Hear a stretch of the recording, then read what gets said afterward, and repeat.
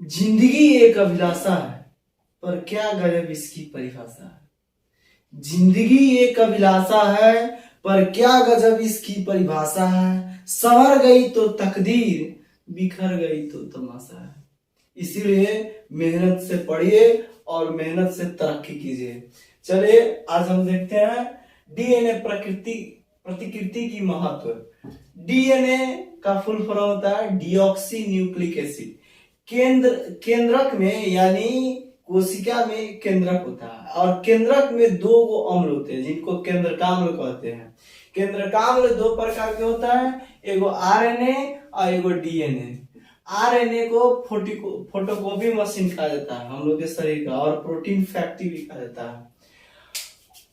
DNA की प्रतिकृति की महत्व क्या होती है कि विभिन्नता का उत्पन्न करता है। यानी जैसे उसका पैतृक लक्षण है और उसका जो शिशु का लक्षण है, जो आने वाला बच्चा का लक्षण है, दोनों के अंदर विभिन्नता लाता है। और दूसरा का कोशिका विभाजन में मदद करता है। अगर जीवों में कोशिका विभाजन नहीं हो तब तक वह प्रजनन की क्रिया नहीं कर सकता है। अब चलते हैं बीजांडु जनन किसे कहते हैं। तो बीजांडु जनन जो होता है यह एक प्रकार का बीज के आवरण जो होते हैं उसी के अंदर एक नए नए बीजों का प्रादुर्भाव बीजांडु जनन कहलाता है। एक कोशिका जो होती है वह 2 या 3 बार बट के अंदर बट करके 4 से 8 कोशिका का जन्म देता है और वह हमेशा संस्पर्शक से हमेशा गतिशील होता है जिसे जू स्पोर कहते हैं। ठीक है, इसके ऊपर पतला कठोर आवरण हो जाता है जिसे पुटी कहते हैं या किस्ट कहते हैं। वही पतला आवरण बीजांडुधानी कहलाती है। जैसे देखिए यहाँ पे यह जो पौधा है, पौधे में बीजांडु जैसे धतूरा का बीज देखे हैं या गुलदाउदी का देखे होंगे या गुलमेहंदी का देखे होंगे, जो जिसके माने बीज के भाग को पकड़ने से चटक के बिखर जाता है।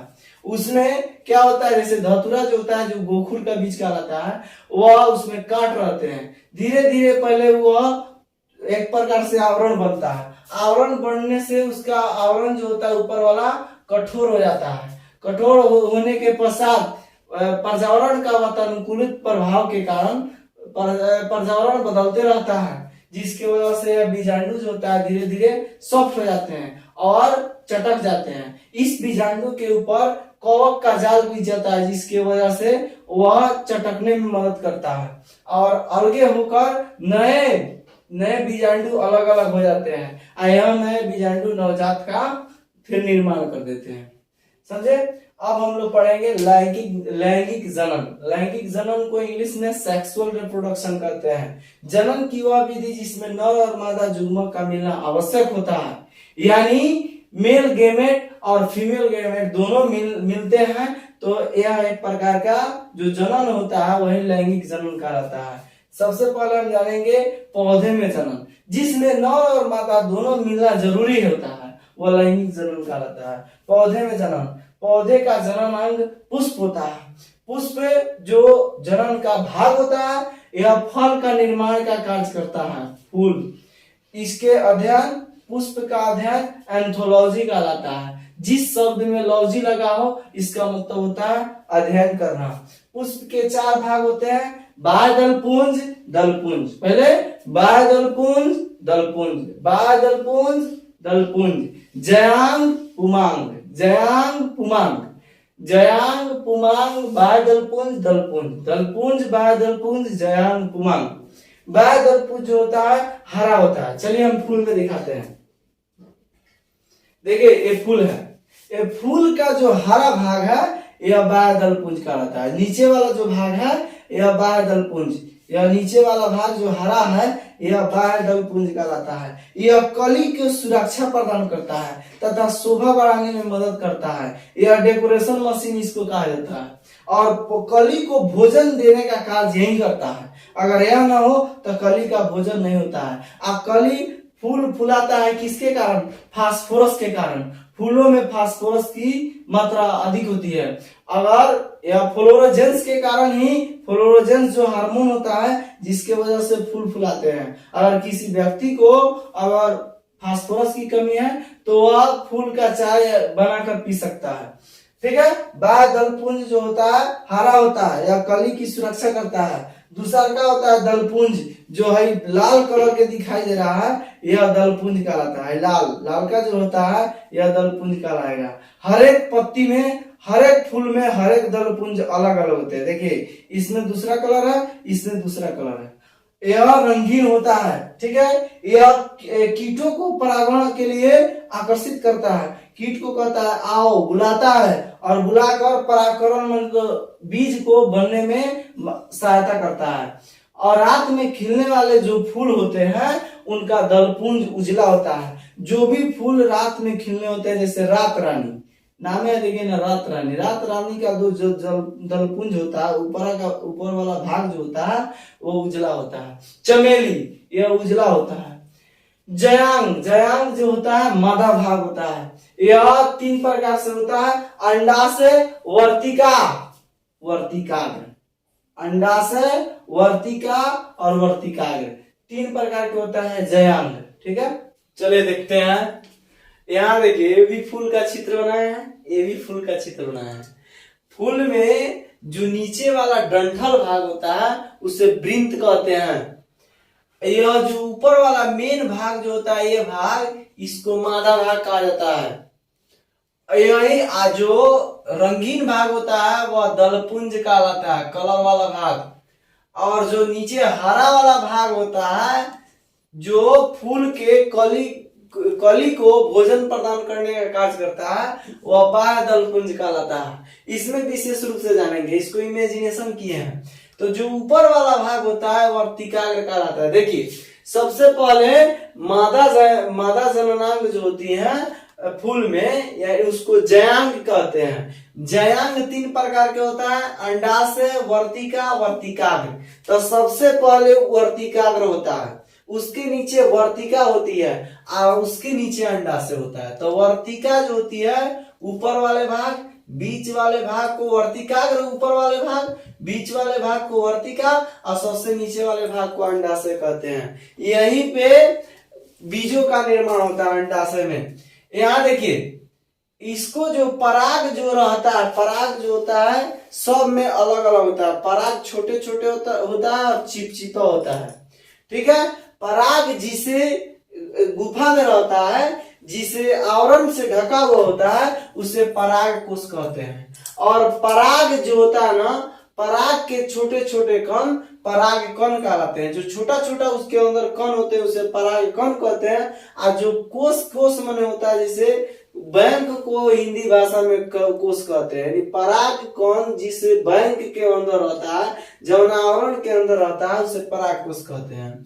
और जुगमनज जो आवरणों से घिरा हुआ रहता है वो जुगमनज कहलाता है। और भ्रूण कोश का मतलब हो गया, आगे बताएं, भ्रूण जिस आवरण से ढका होता है उसे भ्रूण कोश कहते हैं। और फूल जिस पर आसन लिए हुए बैठे रहता है उसे पुष्पासन कहते हैं। सबसे पहले समझिए पराग कण किसे कहते हैं। पराग कण को वर्तिकाग्र तक पहुंचना, ये पराग जो कण है इसको वर्तिकाग्र तक पहुंचना परागन कहलाता है या पराग कण कहलाता है। देखिए यह पराग जो होता है अंदर, यह पराग जैसे सब में अलग अलग होता है। जैसे आप ओड़हुल का फूल देखिएगा तो उसमें पीला पीला होता है। यह पराग कण यह वर्तिकाग्र तक पहुंच जाना, यह चिपचिपा होता है, जाकर इसके ऊपर सड़ जाता है। तो यह जो होता है यह मेल होता है और यह फीमेल बात होती है। यह दोनों आपस में सड़ जाते हैं, इसको कहते हैं परागन। वर्तिकाग्र तक पहुंचना ही पराग कण कहलाता है।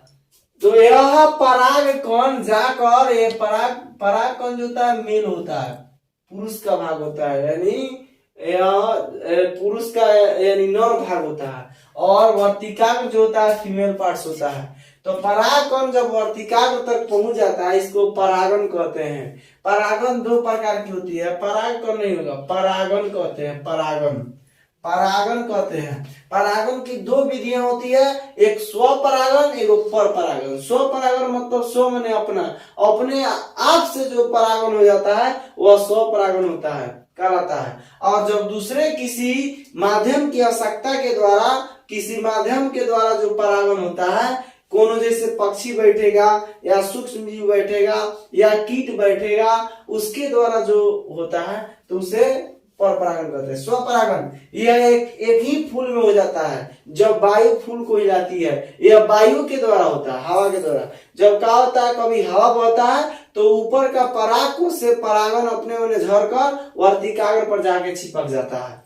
ठीक है, स्वपरागन हो जाता है। जैसे गेहूं में, धान में, गेहूं में, धान में, दलहन पौधा में, मक्का में, ये सब स्वपरागन होता है। अपने से खुद ब खुद वायु हिलाती है, जिसकी वजह से परागकण जाकर वर्तिकाग्र पर आसन कर लेता है, बैठ जाता है। पर परागन यह अलग अलग फूलों से होते हैं, इसके माध्यम की आवश्यकता होता है। यह परागन अच्छा माना जाता है, पर परागन को अच्छा माना जाता है। जैसे सबसे ज्यादा पर परागन कीटों के द्वारा होता है। कीट बैठता है, वो अपने शरीर में उसको उठाता है, यही परागन को, यही पराग कोश के अंदर को एक मधुमक्खियां क्या करती है, और उसको रस को चूस कर अपने छाता में ले जाकर एंट्री कर देती है। कीटों के द्वारा होती है सबसे ज्यादा।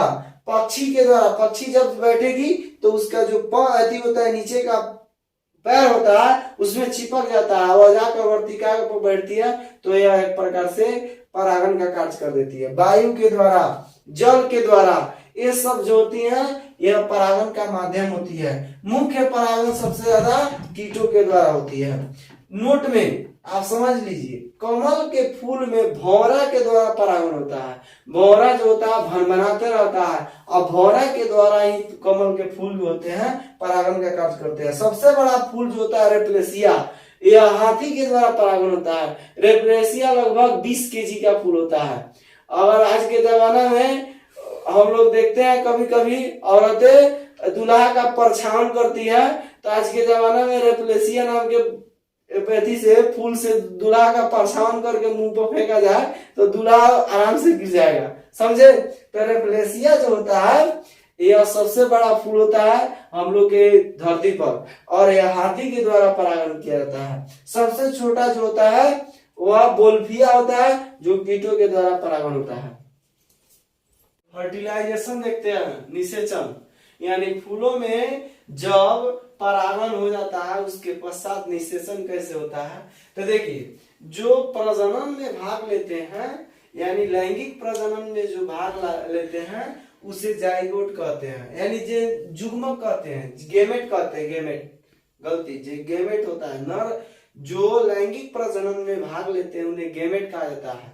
तो एक मेल गेमेट होता है, एक फीमेल गेमेट होता है, यानी नर जुग्मक, एक मादा जुग्मक। जब नर जुग्मक और मादा जुग्मक, मेल गेमेट और फीमेल गेमेट जब मिल जाते हैं उसको फर्टिलाइजेशन कहते हैं, निषेचन कहते हैं।